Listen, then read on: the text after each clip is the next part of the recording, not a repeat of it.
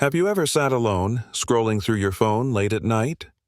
You see couples sharing intimate moments, friends laughing together, and families building memories. Yet you're here, alone. Not because you're unkind or unworthy, but because the very trait that makes you incredible, your kindness, often leaves you feeling isolated. Nice people, the ones who go above and beyond for everyone, face a paradox. The more they give, the lonelier they often feel. Think back. When was the last time someone asked you for help? Now, when was the last time you asked for help? If you struggle to recall the second, you're not alone, and this is where our story begins. Nice people don't always end up alone. However, their tendency to prioritize others over themselves and avoid vulnerability can create barriers to deep, meaningful connections.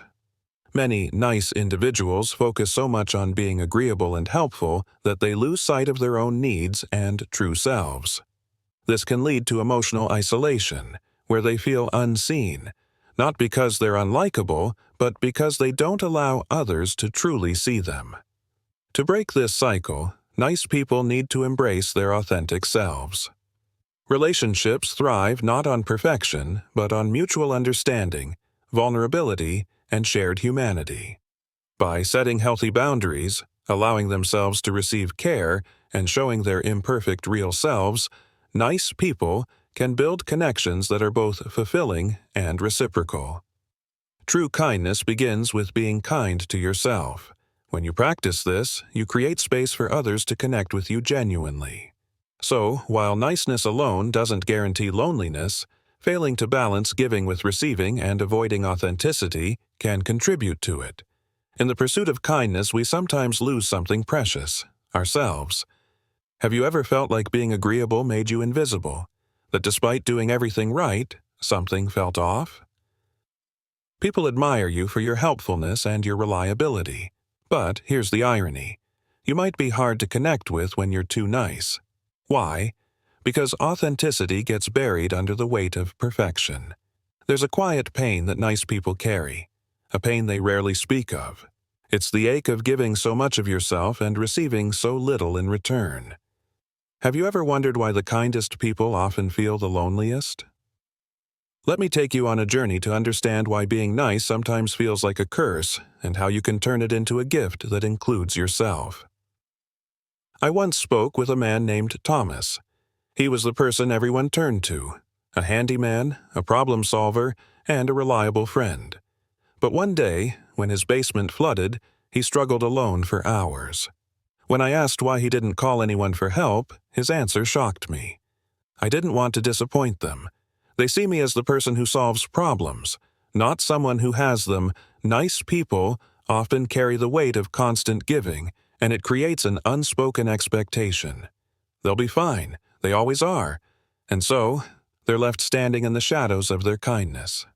Kindness without boundaries is like a river with no banks. It spills everywhere, but it doesn't go far. Nice people struggle to say no, not because they don't want to, but because they fear disappointing others. But here's the truth. Every yes to someone else is a no to yourself. And over time, these small sacrifices add up, leaving you feeling drained, unappreciated, and disconnected. Why does this happen?